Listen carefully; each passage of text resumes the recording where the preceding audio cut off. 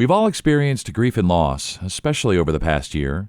It's been a comfort during this time to turn to Shannon Radel, a bereavement counselor at Upland Hills Health. And today we're going to talk about living in the present and strategies for rebuilding our lives toward a better future.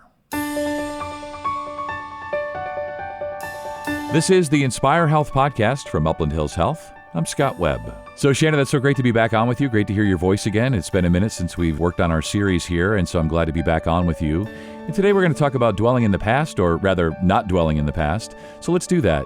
When we think about not worrying about the future, living in the present moment, these concepts are pretty familiar to most of us, but how do they differ, and maybe can you elaborate, and are there some helpful techniques you recommend?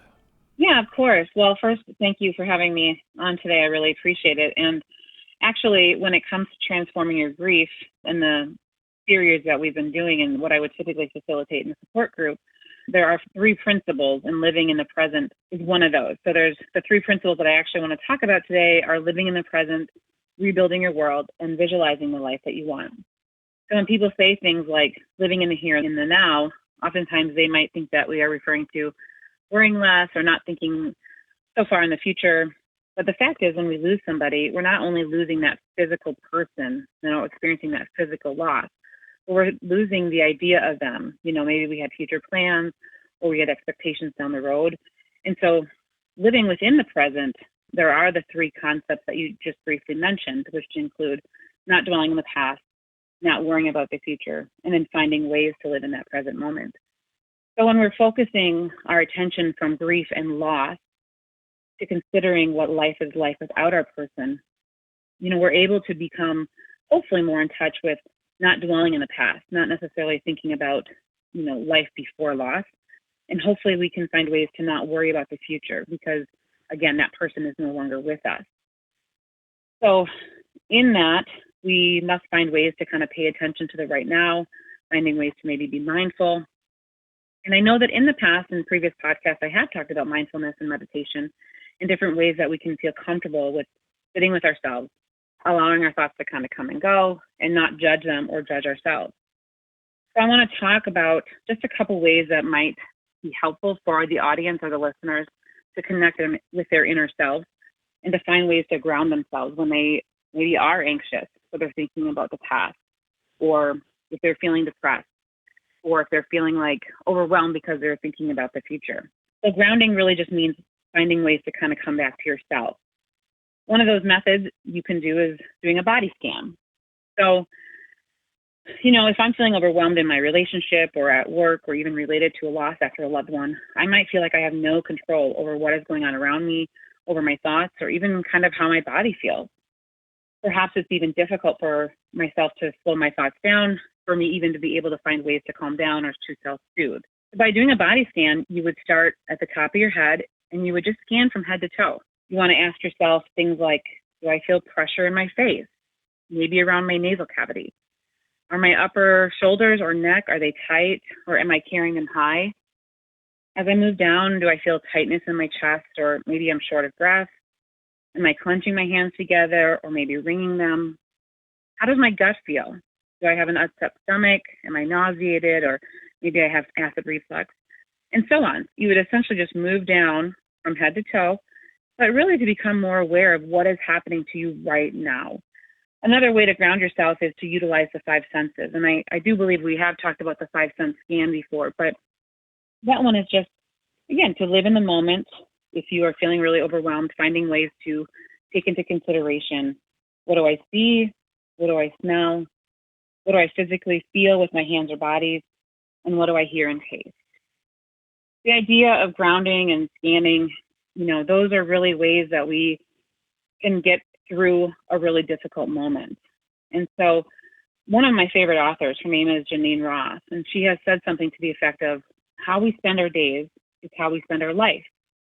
She goes on to say this: ask yourself, is what I am doing or thinking right now bringing me closer to myself or farther away?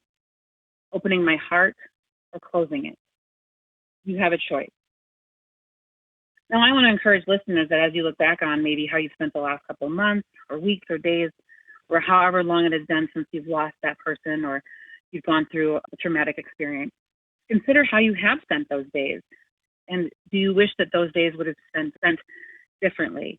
The idea is really just to increase our self-awareness so we can find better ways to keep ourselves company.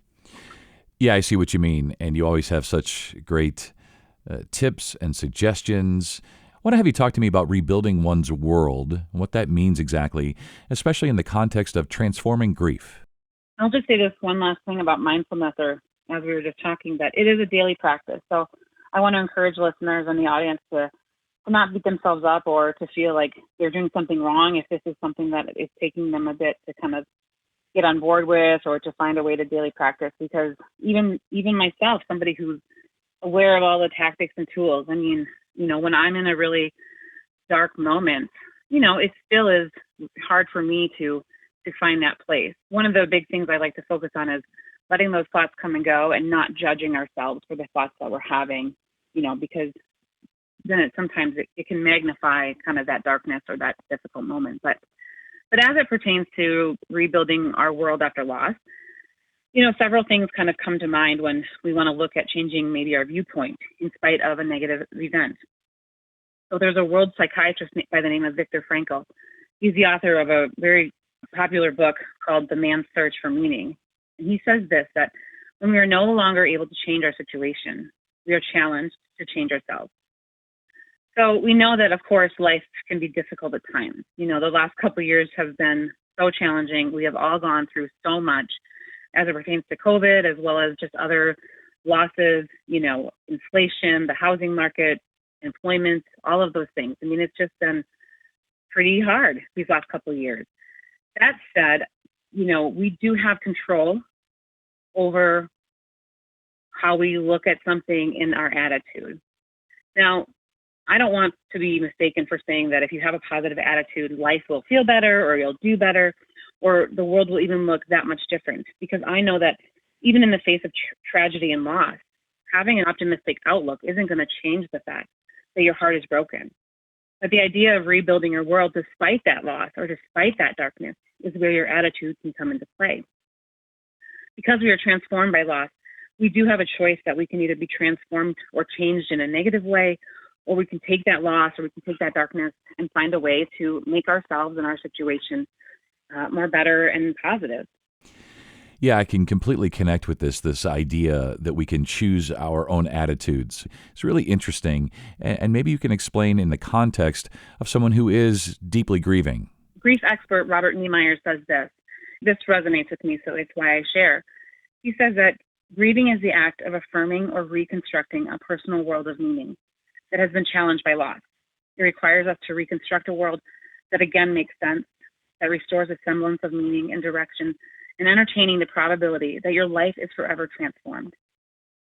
So I know that, we've discussed that concept of reframing our world, so by challenging our thoughts, challenging ourselves to look at a situation differently or maybe in a different light.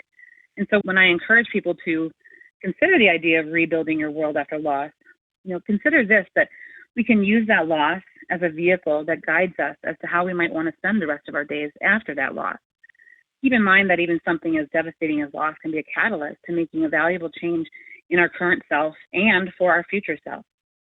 It seems to me that most of us spend our lives protecting ourselves from losses or darkness or adversity of things that have already happened. And so a part of our experience in the human condition are some of our losses magnified because maybe we aren't living with an open heart or we have, walls that are closed off or things of that nature. And so these concepts are really great at challenging our self-concept of who we are and I think who we want to be in the future.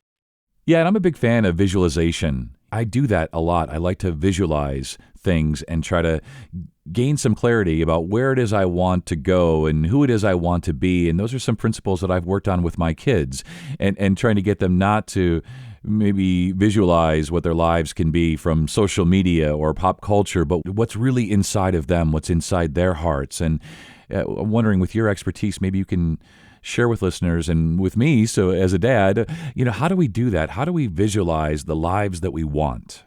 So the foundation of this final principle about, as it pertains to transforming your grief and visualizing the life you want, is is really built on the idea that no matter where you are in the process of loss or grief or in adversity or darkness, that you too deserve to be happy and you too deserve to be loved. Many times after we lose a loved one or we experience something pretty negative in our life, such as maybe losing a job or going through a divorce or another major loss, we think about all the ways that maybe we have contributed to that negative outcome. So perhaps you think to yourself, I'm the reason as to why this marriage didn't work out, or I'm the reason as to why I can't keep a job.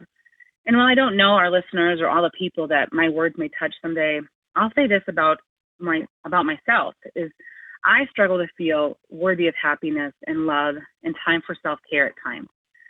And the truth is we need to all stop looking at those things from the lens of I don't deserve them unless X, Y, and Z occurs, and move to this idea of I have an inherent right to love and to be happy and for rest because I am a worthy human being. So for example, and this actually happened to me a couple of weeks ago, the weather is nice on the weekends, and so you want to get out there and get all your yard work done before winter comes. And so I wasn't feeling very well, to be quite honest. I was coming down with a pretty nasty cold, and I just kept plugging away through this very, very long to-do list. You know, I was overwhelmed, but I felt tired, and I really should have probably taken a break. But I didn't allow myself to take that break until that list was completed. That had nothing to do with the fact that I just wanted to get those chores done, but probably more with the fact that internally and subconsciously, I felt as though I didn't deserve a break until I earned it. And in my mind, earning it meant everything needed to be done. And so that might seem like a really silly example in the face of, death and loss. But I do believe that those feelings of self-worth or lack thereof and feelings of what do I deserve are quite common. And I would imagine that most of us feel that way from time to time. And when I think about the idea of visualizing the life that I want to think about, who do I want to be in the future and how do I get there? Now, I'll share another example from my personal life, and I'll say this, that 2021 has been a really, really difficult year for me. In fact, more difficult than 2020 was. Earlier this spring, my mother-in-law passed away at age 67. My dad was diagnosed with cancer in July. In August, my grandmother passed, and actually just last week, my dog, who was 12, passed away. These losses have all occurred, of course, during COVID, for the same kind of period of time, but also during some pretty significant financial issues and health-related concerns, and sadly, now experiencing a complicated separation and eventual divorce. So even as I say these things out loud and share them, it sounds like a lot, because it is a lot, but we're all going through a lot. And I will just say this for myself, that how I have gotten through those things is just moment to moment, one step at a time, and one day at a time. Now, those days, there have been days filled with sadness and tears and anger, days I didn't want to get out of bed or put on anything besides sweatpants, but giving up and losing hope and just stopping where I am at right now is not an option. And so my hope for 2022 is that I'm not met with such adversity, and hopefully, my heart can experience a little less sadness. And that would be my hope, of course, for all of our listeners as well, whatever people are going through out there. Additionally, my hope is that when I think about the future, I can think about a Shannon who feels worthy of love, who feels worry-free, and who wants all good things. So I ask myself, as I'm sure listeners would ask themselves, how do you get there? I believe the road to the other side is not only my choice, but it's also in my control. And that road is keep moving forward. The only way out of all of this is through it all.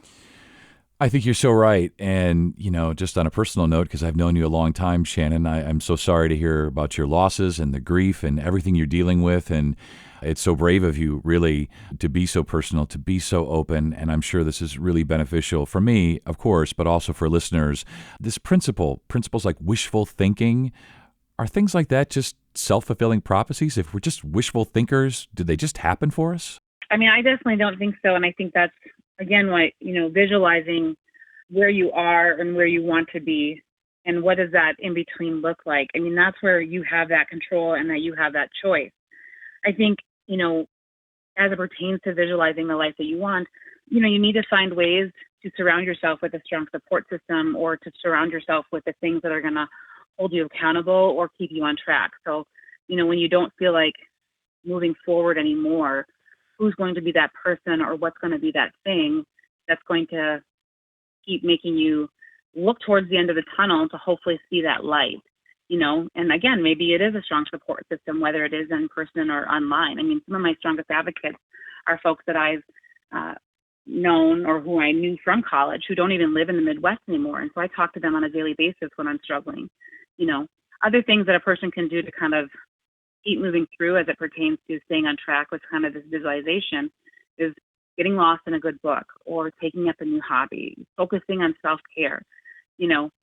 My point is to just not give up on finding and becoming that person that you want. And I will say that when we're focusing on something, even like taking 10 minutes to read a book before you go to bed or a half hour to maybe exercise, those are small moments in time throughout the day that we can choose what we do, and we have control over, how we do it, when we do it, the attitude that we take with it.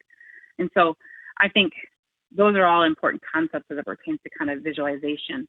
And Scott, I appreciate your comments about, being so personable and sharing my story, but I know that a lot of us probably feel alone at times, but none of us are alone. We're all going through really difficult things. And I think that, we could probably find anybody within a very close vicinity to us to share our story with, and they could empathize and sympathize and be that listening ear. And I just would encourage listeners to find the courage to be vulnerable and share your story with people that you care about, because again, none of us are alone. The last thing I want to leave listeners with today is one of my favorite activities that has really helped me over the years and has been of great value to our support groups that we have facilitated at Upland Hills Health. But it helps people create an opportunity to contemplate where they are and where they want to go. So to close today, I would like to read you this activity, and I hope that it does bring you as much comfort and hope as it has brought me and previous participants.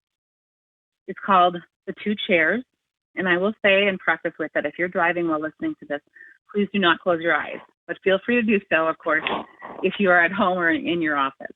All right, well, imagine yourself a year from now feeling the same way you do in this moment. You have remained angry, unable to forgive, and you're sad all the time. You find yourself in a dark place, and you've not been able to feel better, and you feel stuck. You're always complaining, and you're not able to rebuild your world because you've lost hope. Make those emotions stronger. Sit with that anger and pain. Sit with the darkness. And visualize what that might look like and feel like in 365 days from now. Now, shake that out, open your eyes, and if you have an opportunity, if you're in your home or an office, and you have another chair that you could stand up and go to, I would encourage you to do that. Now, imagine yourself a year from now feeling happier, being able to live with meaning, and feeling grateful for all that you have in life. See yourself peaceful, relaxed, and joyful. Feel how great it is to be able to contribute to humanity with your actions, with your love, and with your words. Now make those emotions stronger. See it vividly. What activities are you partaking in? Who are you helping?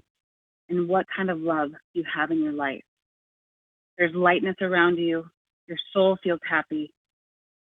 And the colors in your mind are bright and bold. And there's nothing that you can't do when you're in this state. Now, listeners, tell me which chair you prefer. Shannon, it's always a pleasure to have you on, and we deal with some heavy stuff. I appreciate your bravery, your honesty today. As you've said, we're all in this together. None of us are really alone, but it does require sometimes to take off the masks, to strip down a bit, and really expose ourselves so that we can speak with people, so that we can get the help that we need, so that we can find that optimism for the future. So, as always, great speaking with you. Thanks so much, Shannon, and you stay well. Thank you, Scott. Transforming Your Grief with Shannon Radel is a 6-part series of podcasts within the Upland Hills Health Inspire Health podcast library. Listen to them all and revisit them on particularly difficult days. You have the ability within yourself to live in the present and rebuild your life toward a better future. And for more information about Upland Hills Health, go to uplandhillshealth.org. And if you found this podcast helpful, please share it on your social channels. This is the Inspire Health Podcast from Upland Hills Health. I'm Scott Webb. Stay well.